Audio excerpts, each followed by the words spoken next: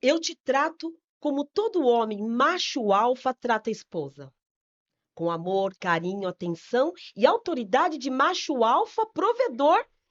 E você, fêmea beta, obediente e submissa, como toda mulher casada deve ser. Engano seu. Gisele Alves presente.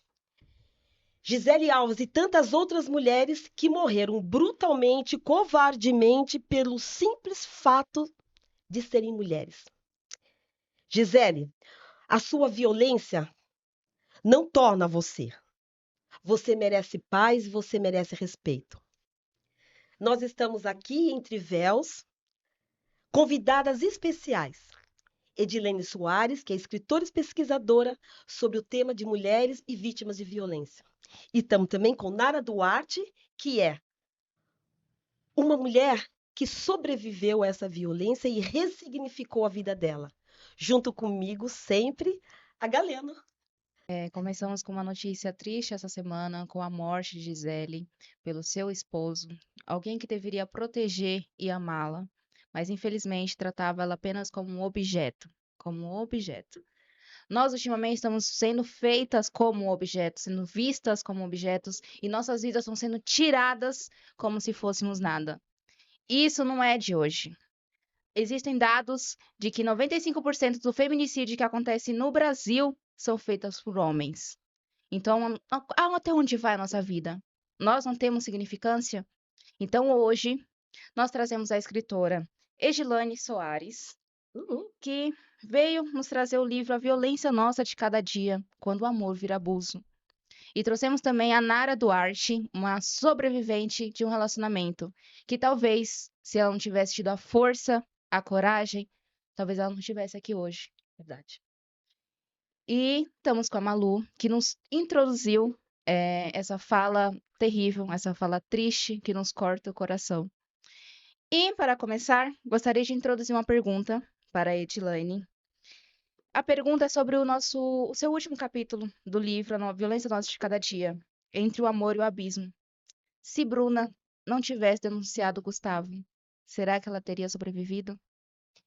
Boa tarde. Primeiramente, assim, impactada com essa fala novamente, mais uma vez, ouvindo já pela não sei quantas vezes eu ouvi esse absurdo e eu fico até sem palavras, sabe?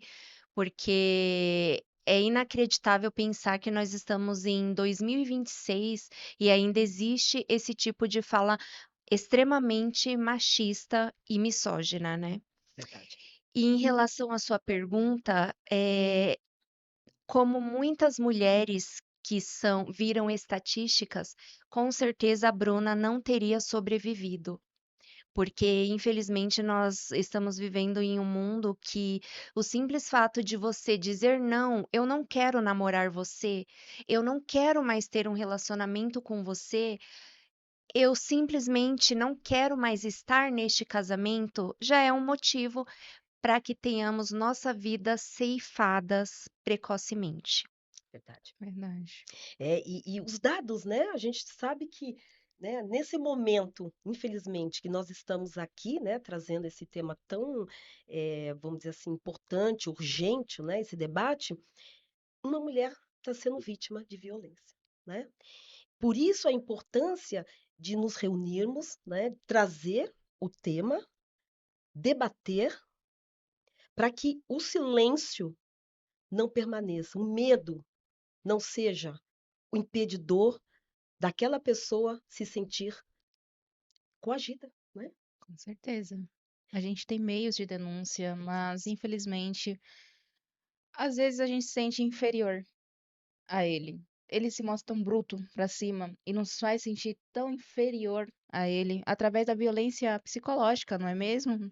É uma boa colocação, Gal, porque o que que você tem em termos de dados, né? E também nos descrevermos, embora nós, né, saibamos as violências, como que você pode trazer, contextualizar isso para gente? Então, é assim, primeiramente, a violência, ela é estrutural, né? Ela já é uma coisa que não é de agora, é desde lá de trás, dos primórdios, que existe essa essa cultura de que o homem é superior à mulher, né? Mas, em relação a dados, nós sabemos que mulheres pretas, periféricas e dependentes financeiramente do homem são as que mais sofrem violência e são as que estão mais sujeitas, né, a serem vítimas de violência. Mas isso não quer dizer que esse único método, né, esse único modo da pessoa ser vítima, porque nós temos casos de artistas, por exemplo, recente, Ana Hickman, que é uma mulher linda, rica, Uhum. e não dependia financeiramente, foi vítima de violência. Não é só isso. O maior problema é estrutural, É. né? Eu vejo grupos, no Facebook, Filosofia Red Pill. Eu não consigo nem ouvir esse nome que me causa calafrio, sabe? E eu vejo o que que eles falam. Eles falam que eles pregam que a mulher é submissa, que a mulher deve prestar obediência. Desde quando? Quem disse isso? Né? Então, todas essas coisas acabam deixando a gente assim desacreditada, né, da realidade. É uma coisa assim que não faz sentido, não consigo entender. Por exemplo, recentemente teve um caso essa semana que me chocou bastante de um ex que agrediu brutalmente a ex-companheira no elevador do trabalho. Ele seguiu ela e é da minha região, eu sou guarulhense. Ele seguiu ela e aí tinha seguranças no prédio, no condomínio, e ninguém fez nada. Uma mulher é que foi para cima do cara para tentar segurar e tentar separar. E eu percebi que a vítima, ela ficou assim muito indefesa, muito entregue, digamos assim. A gente como mulher, a gente já está tão fragilizada de tanta violência que algumas mulheres acabam tendo essa postura mesmo de nem sequer tentar se defender, E o Sim. que você está né. dizendo é que né, um fato desse, uma agressão dessa, né, que muitas vezes está ali, né, com outras pessoas, as pessoas não têm que dizer, ah, é briga de marido e mulher. Não existe mais isso, não Não. é? Não Não existe. existe mais isso. É violência, é crime, né? Precisa ser interditado, precisa ser denunciado, né? Isso é importante, gente. Eu É, digo não... isso porque o que aconteceu? A amiga Uhum. da Tainara mesmo. Há um vídeo que mostra que ela tentou pedir ajuda. Ela subiu, tentou subir num portão de um estacionamento. Um homem viu aquele momento. Ele falou: para com isso, solta a mulher. O agressor mandou ele ficar quieto. Ele ficou quieto. Se esse homem tivesse intervido naquela hora, Ele estaria vivo. ela estaria viva agora. E falando sobre sobrevivente, gostaríamos de perguntar para Nara Duarte, uma sobrevivente dessa cultura, como que você se sente estando presente aqui hoje? Primeiramente, boa tarde.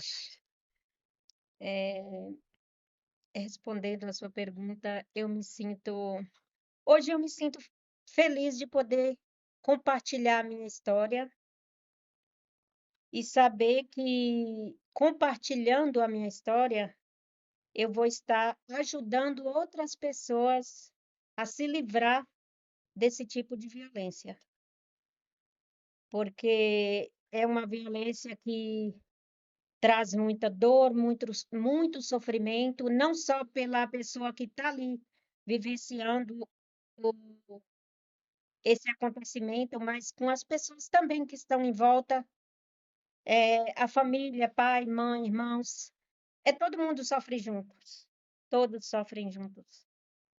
E a minha história é uma história bem complicada, porque eu venho de uma família que sofreu violência, minha mãe sofreu violência a vida inteira.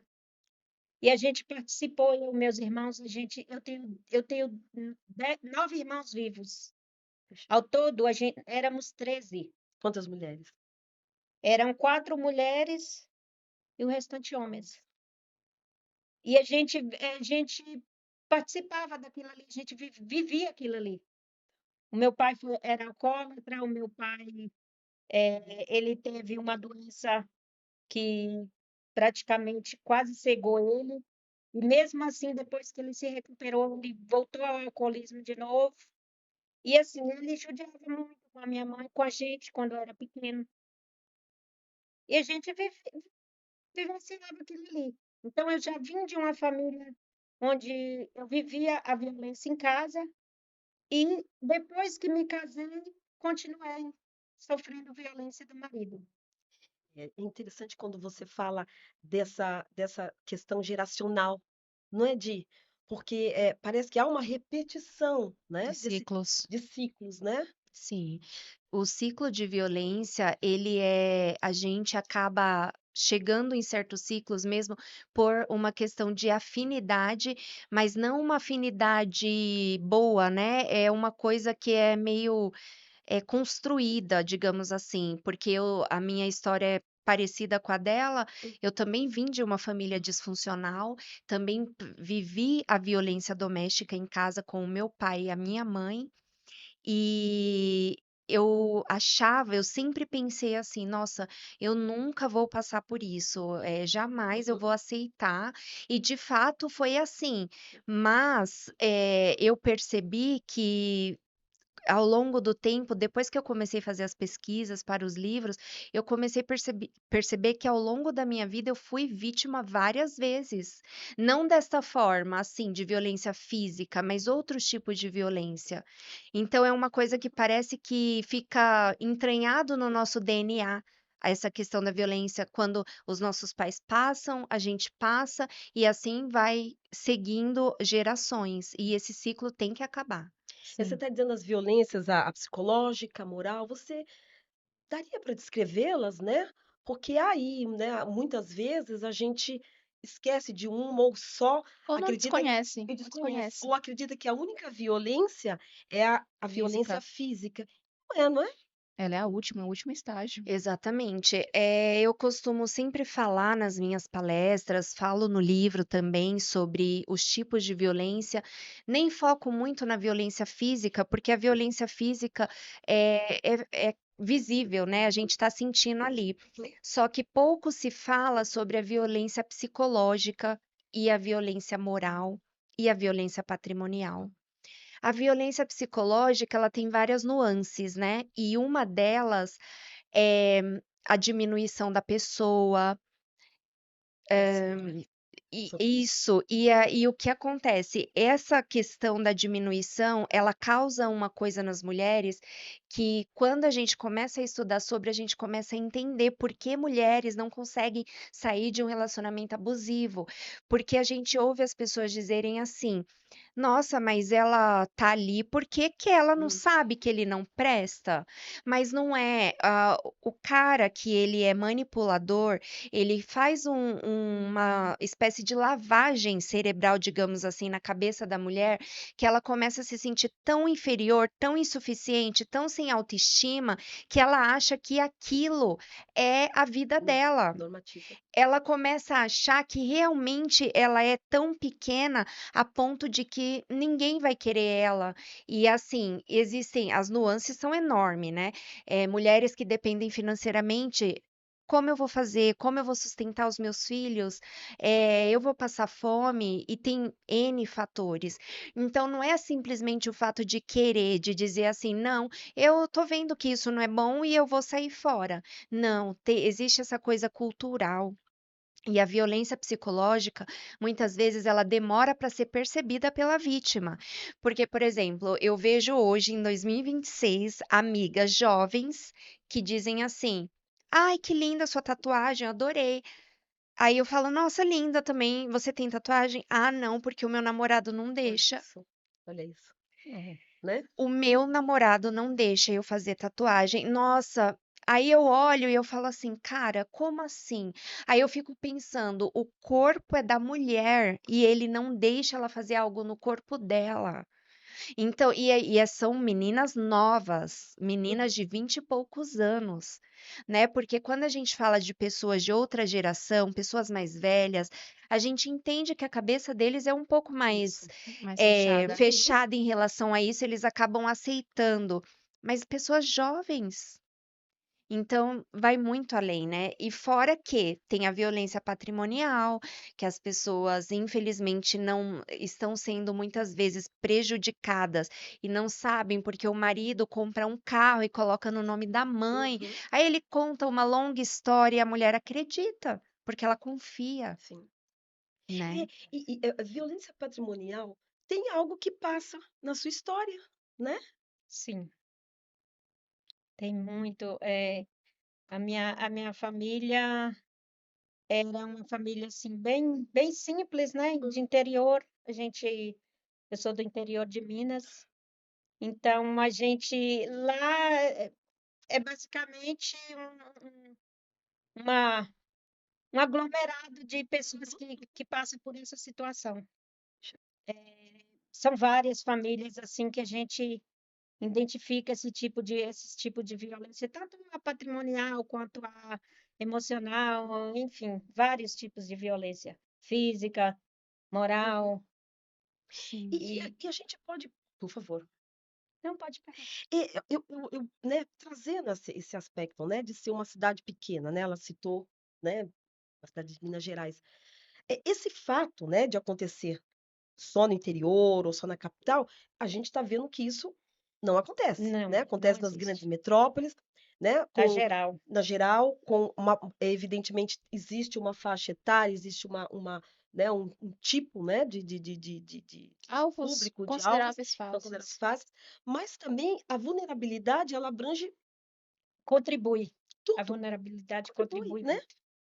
Porque falta uma proteção do Estado, muitas vezes, falta a educação na família, né? Aquela consciência, conscientização, não É é? um dos fatores que eu identifico lá em Minas, nessa região que eu Hum, estou descrevendo aqui, que a vulnerabilidade é um dos fatores, porque na maioria das vezes meu pai chegava em casa e assim, por a gente não ter às vezes uma boa alimentação, tá faltando alguma coisa em casa, ele já começava a discutir com a minha mãe, e ali Já era já dava um motivo, empurrão, era motivo, então, contribui, eu sei contribui, que né? contribui, É. porque falta falta ajuda governamental, falta educação, Boa, falta boa, moradia, boa. e assim, tudo isso são fatores que contribuem, que E hoje você trabalha com educação infantil especial, né? E a gente, né, sim. pensando na educação dos meninos, né, pensando na educação dos meninos, o que que você poderia trazer né, como nova formatação, né? O que que é? O menino, né, ele pode aprender as tarefas ditas, né, femininas, Os afazeres de né, os casa. trabalhos de casa, né? Trazer um universo ampliado e possível. Isso não vai, né, diminuir a masculinidade. Enfim, como que você traz esse contexto, Di? Na realidade, isso é uma coisa que é cultural e deveria ser ensinada pelos pais, né, para que os filhos sejam adultos funcionais, né? Eu Sim. costumo falar que não existe serviço de homem e serviço de mulher, existem adultos funcionais.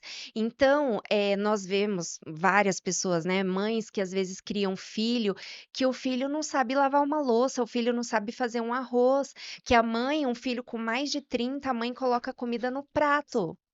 E assim, eu fico chocada. E esses filhos, a mãe que acha que está fazendo um papel maravilhoso, não está. Mãe, para com isso. Boa. Você está fazendo um papel péssimo para a sociedade. Porque você está criando filhos que alguma mulher um dia vai casar com esse filho e vai se tornar a empregada e não a esposa do filho. Boa. Porque muitos homens, eu não quero ser radical, mas assim, muitos homens não procuram uma companheira, procuram uma empregada para substituir a mãe nos afazeres domésticos. Eu mesma, quando namorava há uns anos atrás, eu fui conhecer a minha sogra, era em outro estado, e a primeira coisa que ela falou para mim foi assim: "Ai, está na hora de vocês, eu acho que morar junto, né? Porque ele precisa de alguém para lavar as roupas dele". Olha isso, né? E uma É, fala vindo, né, de de uma uma outra mulher, E né? mulher. eu olhei para ela e eu falei: "A senhora está falando isso para mim? Meu Deus, a senhora não me conhece". Não, Porque... Gente, que E, absurdo! e a minha ex-sogra, né? Hum, Ela, ela criou o filho dela assim, o filho dela não fazia compra. Então, quando a gente casou, que eu falava, precisa comprar tal coisa assim, assim, ele falava, não, é você que tem que comprar, homem não faz, não faz olha compra. isso, olha que Gente, situação, né? e assim, se as mães ensinam os seus filhos desde cedo, por exemplo, na minha casa nós somos em 4 irmãos, né? E o meu irmão mais velho, minha mãe sempre ensinou ele a fazer todos os afazeres de casa. Então, o meu irmão, ele é um marido que ele faz tudo, ele é um adulto funcional. Entendi. Isso não é uma coisa para dizer assim, nossa, ele é maravilhoso. Não, ele é normal, é o que deveria ser normalizado, né? Exatamente, exatamente. E as mulheres, né, que a minha mãe na época era Hum, cabeleireira, hum. tudo, diziam assim: Nossa, você não tem medo desse menino virar gay, não? Fazendo tudo dentro de casa, trazendo café aqui pra gente, varrendo. A gente escuta muito isso na Escuta, né? escola, Escuta. muito. E isso é a definição né, do patriarcado, certo? Estrutural. Estruturante, né? Exato. Eu digo porque antes de casar com meu esposo, eu tava conhecendo um homem. Esse homem já era um pouco mais velho, acho que é um pouquinho, uns 2 anos mais novo que meu marido. Só que na cabeça dele eu tinha que ficar em casa, Ah, tá. lavar, cozinhar, e ele tinha que dar só o dinheiro pra mim. Ele ia pagar minhas roupas, pagar aluguel, pagar isso, pagar aquilo. Minha Não função banho era ficar dependente. em casa, Uhum. somente agradando ele. Eu não podia ter amigos homens, eu não podia tirar A fotos. esposa troféu, né? Que fala agora. Exatamente. Mas Isso, isso não é nada de troféu, que nada você de perde a sua troféu, nada de liberdade. troféu. Sim. Eu via conversando com meus amigos que são homossexuais, ele achava errado. O que que ele dizia um absurdo que ele dizia pra mim, isso é um absurdo.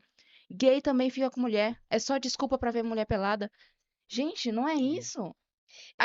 Foi aí quando eu conheci meu marido, meu esposo hoje é um homem maravilhoso. Ele ajuda em casa. Ontem mesmo eu cheguei, acho que quase 10 horas da noite, a casa estava limpa, as crianças estavam dormindo, a janta estava feita. Eu estava com dor, mas ele tinha preparado a comida. Sim. Isso não faz ele menos homem, faz ele muito mais homem do que alguém que fala, eu te dou o dinheiro e você faz a comida. Não tá E nem aí pra sua dor, não tá nem aí pro seu cansaço. é isso que a gente quer, É né? isso. A gente É quer ser isso. valorizada, a gente quer ser amada, a gente Com quer ser certeza. respeitada e ter um espaço igual, né? A gente luta muito por isso dentro do trabalho, né? De essa questão do salário, que ainda é um salário menor que em algumas empresas, né? Com É, certeza. permanece ainda que é um absurdo, né? A gente tem que pensar que a atividade que o homem e a mulher faz é a mesma, né? Por que essa diferença, né?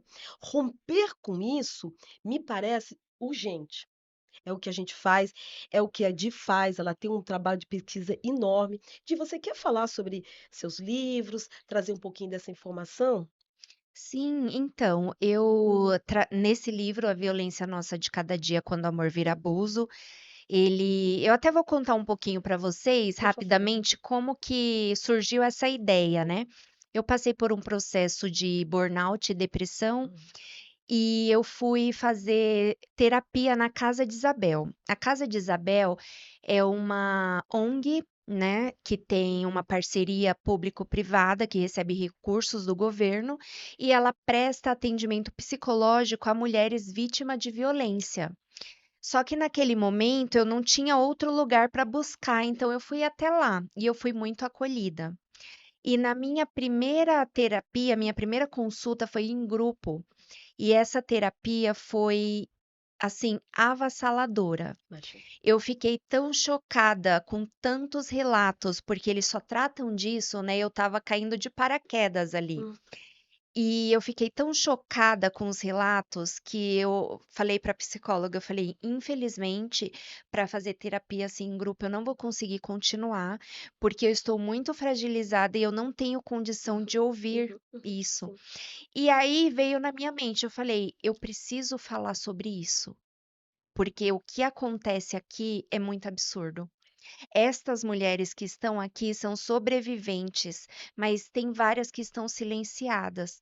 E aí nasceu no meu coração o desejo de escrever esse livro. Tudo bem. Com o tempo foi passando, os feminicídios foram aumentando e a urgência veio crescendo de que eu realmente trabalhasse nesse projeto, e assim nasceu esse livro. E quando você fala, né, da possibilidade de você dividir as histórias, né, numa roda de conversa, né, numa terapia grupal, há esse fator, né? Muitas vezes, né, trazer a sua história, né, ali presente, é novamente viver essa história, Sim, né? Viver, né? Sim. Como tantas outras, a gente está ouvindo as histórias. E o recurso que você usou, é um recurso que ressignificou, né? Você está dizendo que ressignificou.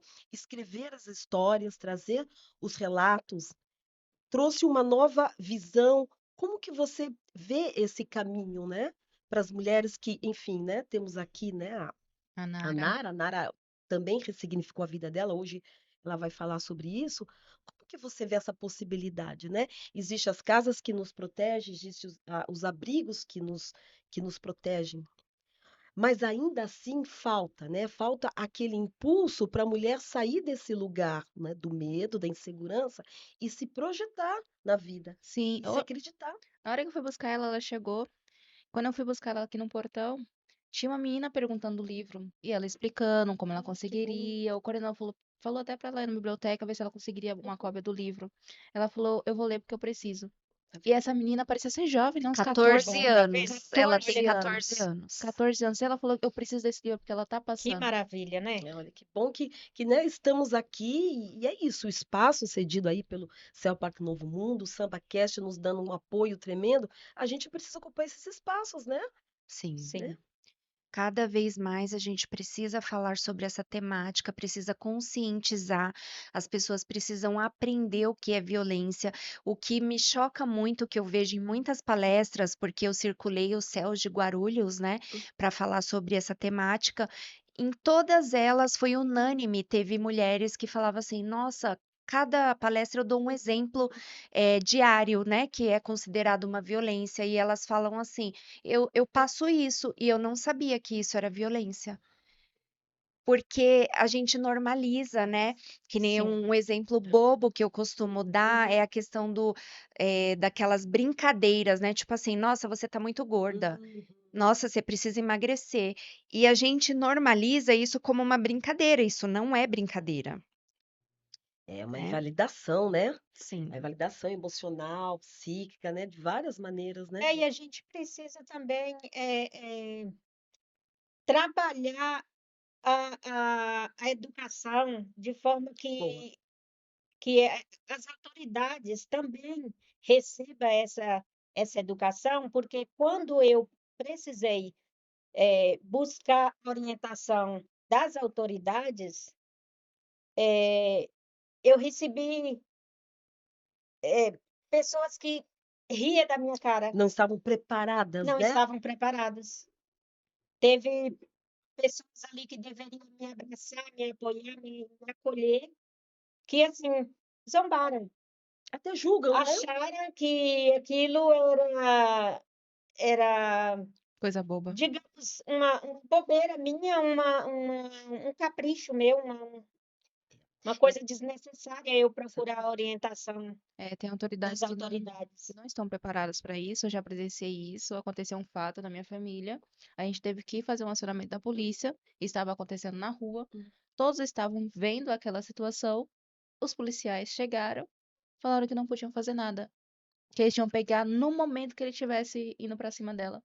Todo É mundo no vendo batismo. na rua, vendo o desespero da mulher, vendo o homem alterado.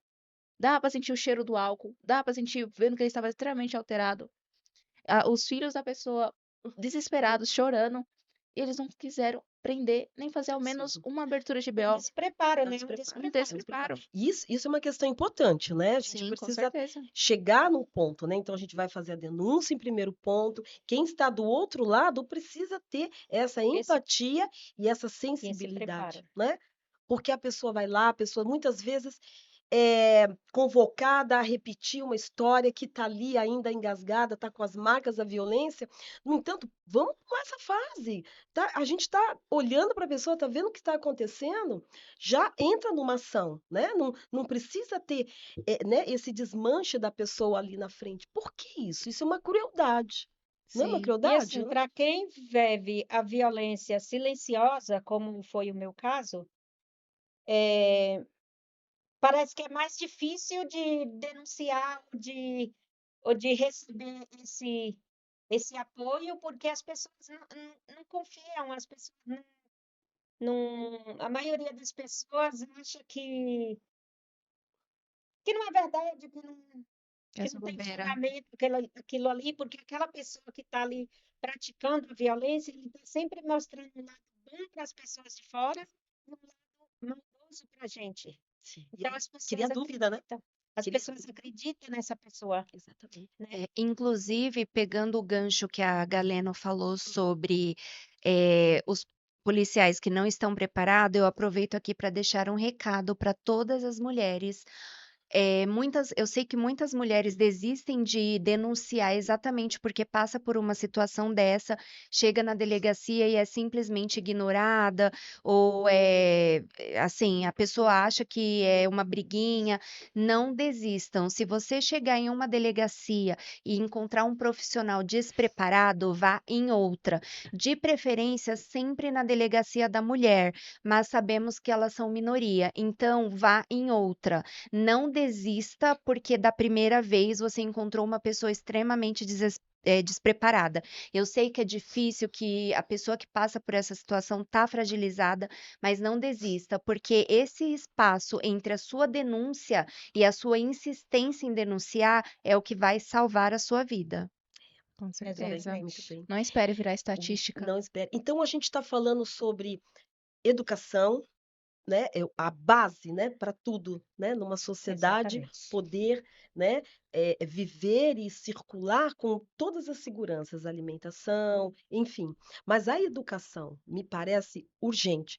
Como que você hoje, né, no seu trabalho, como que você vê essa possibilidade de estar ali, né?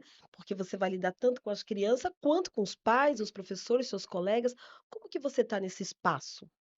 Então, eu como professora da educação especial, eu acredito que, assim, mais ainda eu tenho essa missão de orientar os pais, tanto quanto a violência sexual, quanto a violência física, moral. Eu tenho essa missão de orientar os pais, porque a gente vê que Uhum, muitas das crianças, né, a grande maioria, eu acredito, que sofrem abuso em casa. Inclusive, eu trabalhei com uma aluna que a gente identificou a violência infelizmente. que a menina sofria e a gente tentou denunciar e foi totalmente ignorado. A gente buscou o conselho tutelar e foi ignorado. Essa criança, eu não sei como está hoje, mas a escola tem toda a documentação dessa criança lá que comprova isso aí. Sim. E hoje eu não sei como está, mas ela sofria esse tipo de violência e eu sofria junto com ela. Então, eu abracei essa causa. Para mim é uma missão orientar essas famílias. E hoje eu trabalho nessa orientação.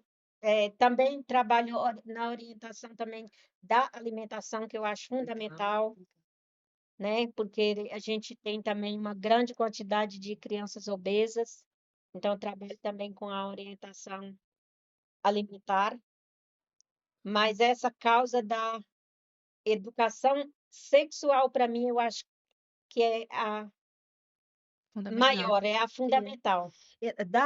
A questão de gêneros, né? Você tem ali, né, uma dicotomia homem e mulher, a sociedade já está totalmente aberta para esse tipo de colocação, Assim a vamos gente dizer assim, espera. né?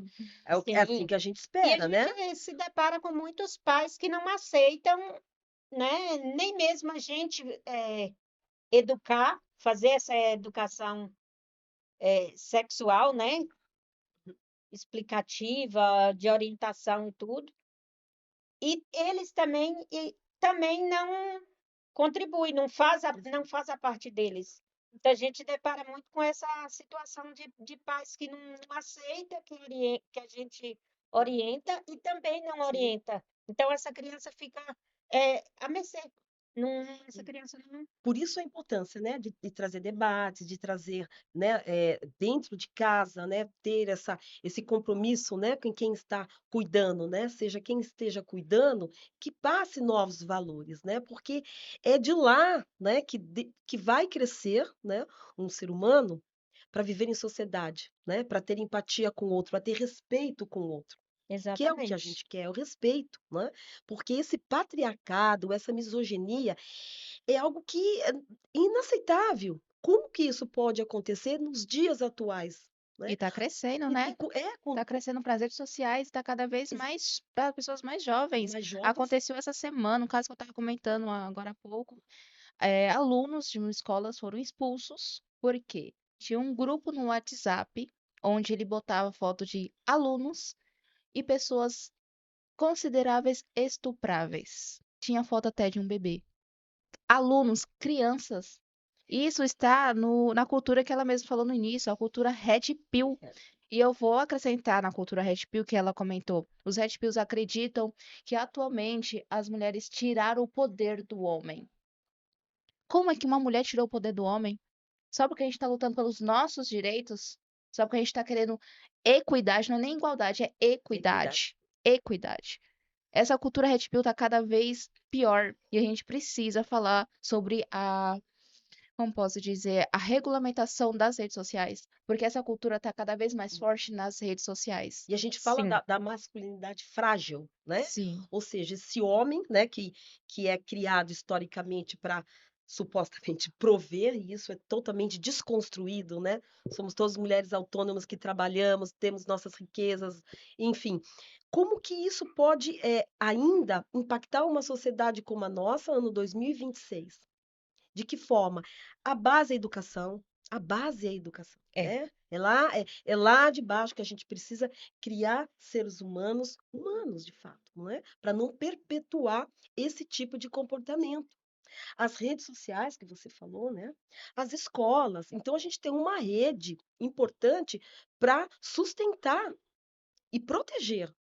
Não só, né, a gente, espera que, no seu caso, né, Nara, você teve uma estrutura familiar, né, também nutrida de violência, de também foi estrutural. a gente traz isso na nossa seja se não é na nossa família extensa, a gente traz essas histórias, né.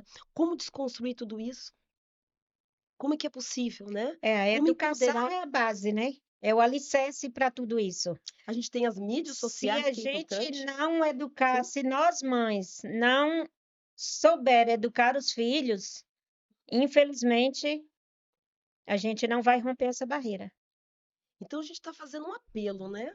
Um Um apelo aqui, apelo. né? Para as mães, para os cuidadores, né? Que estão ali na criação, né? Para a rede de apoio que a gente tem do Estado, Para que as de fato, autoridades. para as autoridades.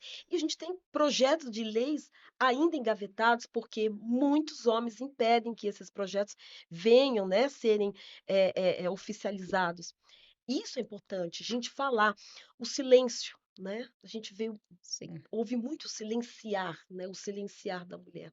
Mas esse silenciar é muito mais aprofundado, Sim, com porque tem, certeza. tem as vestes de um medo, né? Do É, que o outro vai pensar, do que o outro vai julgar. Com Existe certeza. esse ponto. Por isso, né, os papéis, né, que a gente precisa ter na sociedade, né, de um apoio, porque a saúde mental dessa mulher, né, que sofre essa violência, ela é tão fragilizada a tal ponto de ela não se entender mais nem como ser humano. Como que você vai pegar cacos dessa mulher, restituir como ser humano e fazê-la entender que, assim, agora você tem sua vida aqui, você não está sozinha e vamos recomeçar juntos. Precisa desse apoio, né? Sim, precisa. desse apoio, dessa E força e é coragem. muito difícil a gente começar, por exemplo, terminar um casamento e começar lá do começo pensando como você vai progredir, como você vai seguir na vida, Muitas têm medo disso mesmo, de largar o como marido. você vai Às criar vezes, filhos É. sozinho, como você vai educar seus filhos. Porque Você pensa, eu tinha 3 filhas, ah, eu me separei, fiquei com 3 filhas pequenas, e desde então eu pensava muito, como eu vou alimentar minhas filhas? Como eu vou vestir as minhas filhas? Como eu vou dar uma roupa, um calçado? O que eu vou fazer? O que eu vou fazer amanhã? Eu pensava muito, muito, muito, muito. Eu chorava. Tinha vezes que eu colocava elas para dormir e ia sentar na cama, chorar e pensar o que eu ia fazer no dia seguinte para poder ter o alimento para elas. Porque até então eu tinha uma ordem de uma pensão, só que a própria família da pessoa dizia que eu não podia ter aquela pensão porque a pessoa era doente e não Gente, que podia me absurdo. pagar essa pensão. Isso é absurdo. E eu tinha que perdoar aquela pensão e eu tinha que me virar. Então a ordem era: você se vira, ele não pode pagar pensão. Ai, como é O difícil que, o cuidar que eu recebia de apoio era esse. Você se vira com as suas filhas, porque ele não pode pagar pensão, ele é doente. Realmente, ele era doente, ele tinha uma deficiência no braço, mas não impedia ele de me ajudar. E Evidente. assim, até as minhas filhas passou pelo processo de, de, de sofrer a violência, porque elas eram ignoradas, elas eram deixadas de lado, trocadas por. Sim. E suas filhas? Era terrível. Olha, viver tudo isso aí me causou um sofrimento muito grande e muitas vezes eu tinha que deixar de me alimentar para poder alimentar as minhas filhas. E, e eu vi o julgamento das pessoas. Eu ouvi muito o julgamento das pessoas dizendo que eu tinha me separado porque eu era sem vergonha, eu tinha me separado porque eu não prestava, que o meu marido era trabalhador, que ele me dava tudo, que eu não precisava ter feito o que eu fiz com ele. Ou seja, toda aquela carga, todo aquele erro foi meu, não foi dele. Eu peguei ele na cama com outra e todo aquele erro foi meu. Eu paguei por tudo, É muito triste eu e as minhas filhas. como a sociedade muitas vezes, nos cobra, né, essa postura tão submissa, né, e como a gente deve também repensar, né, a gente tem a questão geracional, né, meninas? Com certeza. E suas filhas, como elas se sentiram depois dessa separação? A minha filha mais nova, quando eu me separei, estava com 1 aninho. 1 aninho. E a mais velha, com de 4 para 5 anos. E, e assim, eu saí de casa com as três, sem lugar, sem rumo, sem lugar para ficar, sem rumos. Tinha lugar para ficar porque eu pensei logo na casa da minha avó, que graças a Deus a minha avó me acolheu por um curto período. Ela não me deixou na mão. Então a minha avó me acolheu e por um curto período eu fiquei na casa da minha avó com elas e depois eu consegui alugar uma casinha pequenininha e fui cuidar das minhas filhas, trabalhei como gari, não tenho vergonha da, da, da minha trajetória profissional. Trabalhei como gari, trabalhei como lavadeira, trabalhei de serviço geral, trabalhei de tudo que vocês podem imaginar, trabalhei. Criei as minhas filhas, hoje uma das minhas filhas é psicóloga, graças a Deus, a Que minha bom. filha mais velha se formou psicóloga agora há pouco tempo. A outra é palestrante também, trabalha na seguradora muito boa, a Allianz Seguradora, maravilhosa, que ajuda muito a gente, que eu tenho muito a agradecer a profissão dela, o trabalho dela, que nos ajuda demais. A mais nova também trabalha hoje em hospital, ajuda muita gente, é muito querida lá em Minas, no hospital onde ela trabalha. E graças a tudo isso, a forma que eu eduquei as minhas filhas. Sim, Por isso, hoje eu falo com grande orgulho: a educação é a base de tudo. falou tudo. Porque se eu não tivesse educado as minhas filhas da forma que eu eduquei, que foi uma educação, eu diria, não querendo me exaltar, mas foi uma educação bem, muito adequada, Sim, muito certinha, exato, e 3 porque mulheres, né, e você precisou, de certa maneira, né, trazer a história, a verdade, porque mesmo sendo pequenas, elas vivenciaram né, e cresceram, né, você ali batalhando. E como que você vê hoje, né, essas suas filhas, né, como que elas estão, né, dentro da sua vida, né? Como é que foi ressignificada essa relação? São 3 mulheres, a gente sabe que, né, na psicologia a gente passa por isso, né? Não é legal, né, né, dessa, de estar, né, também vivenciando algo reproduzido pela mãe, pela avó. Vovozinha, Sim. adorei, viu? A sua vovó, como chama? Delcídia. Delcídio, ó, um beijo, tá? O que que você tem a dizer sobre isso, meninas? É muito importante que elas tenham seguido um rumo bem significativo, até porque creio que hoje elas devem estar tão casadas hoje em dia? Não.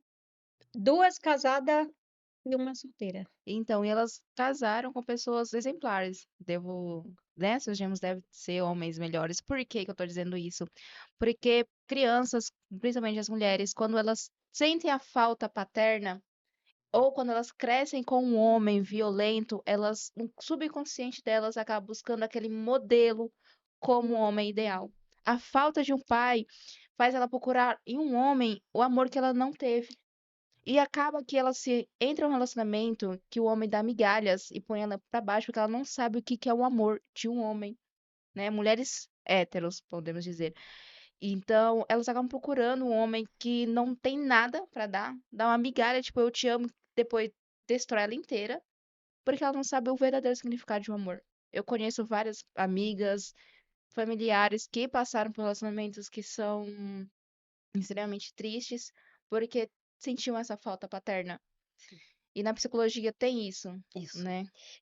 Porque cria-se, né, uma ideia de que o homem, né, a ideia do pai, né, é uma idealizada, não é o pai namoroso, né, mas o que entende a possibilidade que nos futuros relacionamentos eu vá encontrar esse pai amoroso. E o que encontra, na verdade, muitas vezes, é a reprodução desse pai violento, Sim, dessa sim. relação violenta, né? Então, o que que é o importante? Você falou da educação, né? A gente fala aí das redes como apoio. Nós precisamos reeducar os meninos, a masculinidade frágil, né? Que também não sabe se eu vou ser. Então, é uma radicalização. Red Bull, eu vou ser aberto, eu vou ser amoroso. Como é que eu vou me situar dentro de uma sociedade para eu também ser respeitado, né? E para eu respeitar. Então, é importante entendermos que a questão de gênero, a violência, o patriarcado, a misoginia é algo que é estruturante, que está em todos os espaços. E a gente precisa falar, debater, não silenciar e trazer as histórias, né? Não Sim, é pra legal, E quebrar esse ciclo. é importante a gente chamar atenção aqui para uma um pequeno erro que a sociedade comete, que acredito eu, que contribui muito nessa violência que hoje nós mulheres, estamos vivenciando. A gente, como mãe, tem mania de criar os nossos filhos, quando separa, logo quando acontece a separação, a gente afastar o filho do pai, muitas vezes até proibir essa criança de conviver com esse pai. boa. Teu pai não presta, o teu pai é um lixo, teu pai morreu, né? E acaba afastando essa criança desse pai.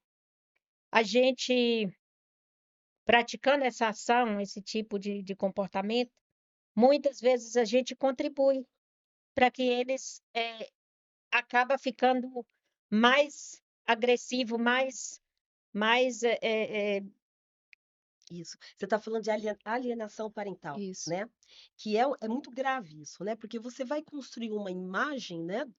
sim, Vamos dizer, no exemplo do agressor, que que vai estar, né, sendo assimilada por essa criança, por esse filho, né? Evidentemente, há uma realidade que muitas vezes não tem como esconder, né? A criança presencia a violência, né? Sim. Num caso de uma separação, né, existe toda uma complexidade aí envolvida, que de fato essa criança precisa estar com esse contato, esse pai tem as obrigações dele como pai, né? Pensão, direitinho, e talvez resgatar, né, algo ali de humano nessa relação. Talvez seja, Exatamente, né, trabalhar, né, seja a chance. naquela pessoa, mesmo que seja com a ajuda do filho, mas e, Há uma esperança, né? e plantando um outro comportamento no coração dessa pessoa. Eu acredito que seja possível, porque eu vivenciei uma história que não acabou em tragédia, porque os filhos interferiu. É isso que a gente está aqui Então, na mesa, né? então a gente Pois vê é. que o filho também tem o poder de ajudar aquele pai a não praticar aquele ato errado. Muito legal, muito legal. Temos assim 4 mulheres aqui empoderadas nessa mesa, não é? Isso, Com muita vontade de viver, trazer seus talentos, né? Sim. Trazer a sua luz para esse mundo, né? E a gente quer assim encerrar. Como que a gente vai trazer esse final, né, do programa? Como que vocês esperam falar? Qual é a fala? Qual é a deixa? Digam uma frase Uma frase. para as mulheres que estão vendo vocês, se inspirando em vocês, se inspirando no seu livro, se inspirando na sua história. Alguma coisa para motivar ela a falar, a denunciar e a sair desse relacionamento. então, como eu já estava falando nesse ponto aí, eu vou finalizar falando o seguinte: a minha filha mais nova, ela tinha 3 anos e não falava, devido ao trauma que eu passei na gravidez, com as discussões que eu tinha com o meu ex-marido. A minha filha nasceu traumatizada. Então, ela não falava com 3 anos de idade. E aí, depois de muito acompanhamento médico e depois do médico diagnosticar que não era que ela não tinha problema nenhum, que o problema Psicológico. a, era a questão do trauma, é, depois de tudo isso que aconteceu, eu passei por um outro episódio que é o que eu vou deixar aqui como, eu digo como exemplo. Eu espero que as pessoas não sigam como exemplo totalmente, mas que tire uma, Lição disso. uma lição dessa minha atitude. Eu, eu pensei muitas vezes em matar o meu ex-marido, né? Eu articulava quando ele estivesse dormindo, eu matar ele queimado, que era, ai, gente, Calma, respira. Fica em paz. era, era o que eu mais pensava, sabe? Matar ele queimado. Inclusive, eu comprei gasolina, cheguei a molar uma faca, comprei gasolina e tentava mesmo, pensava dia e noite em praticar isso. E assim, eu só não pratiquei esse ato porque na hora que eu tentei, a minha filha chegou e falou as primeiras palavras dela. Foi para defender ela. Ela falou, na hora que eu tinha jogado a gasolina em volta da cama, que eu peguei o fósforo para acender, ela falou, "Oh, não faz isso não." E na hora que ela falou essas palavras, eu não consegui. Eu perdi a força, eu comecei a chorar com ela e saí correndo com ela nos braços e não consegui. E assim, A essa gente, minha sim, atitude, eu deixo como uma lição sim, que as pessoas olhem primeiro para os filhos, sim. não por esse ato que eu ia praticar, mas olha para o filho.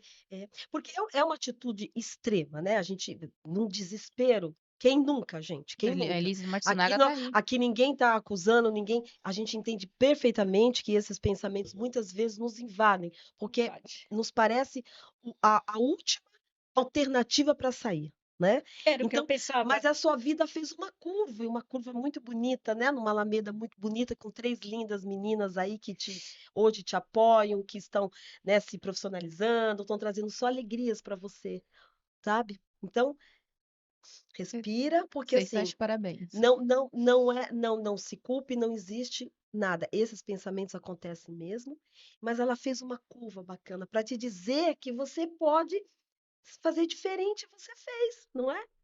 Como a Sim, Di também, não é, Di? sim. Como que você encerra esse momento, minha querida? É até a gente fica até emocionado, né? Porque é uma história forte, Uhum. como tantas que a gente sabe que existem por aí. Mas eu quero finalizar aqui deixando um recado para as mulheres, um recado bem simples. Não tenham medo de buscar informação e de denunciar. Denuncie. Ao menor sinal de violência, denuncie. Se você tem dúvida do que é violência, denuncie. Porque quando a gente tem dúvida, é porque é real. Um relacionamento saudável, não resta dúvida. A sua denúncia pode ser a sua salvação para que você não vire estatística. E eu também quero aproveitar e deixar um recado para os homens. Homens, não se sintam inferiorizados diante das mulheres. Se sintam fortes ao lado das mulheres. Parem de matar as mulheres. Nós não queremos ser melhores que vocês, nós só queremos viver. Isso, muito E bom. assim nós Nós finalizamos. finalizamos mais um podcast nosso, Entre Véus, com esse patrocínio da SampaCast. Muito obrigada, gente. Obrigada, Nós vamos meninas. fazer um abraço coletivo, topa? Porque é o Sim, que eu mais quero é abraçá-las, tá bom? Mas Um beijo. beijo Obrigada. e Tchau, até a tchau. Tchau, próxima. tchau. Obrigada, Fê.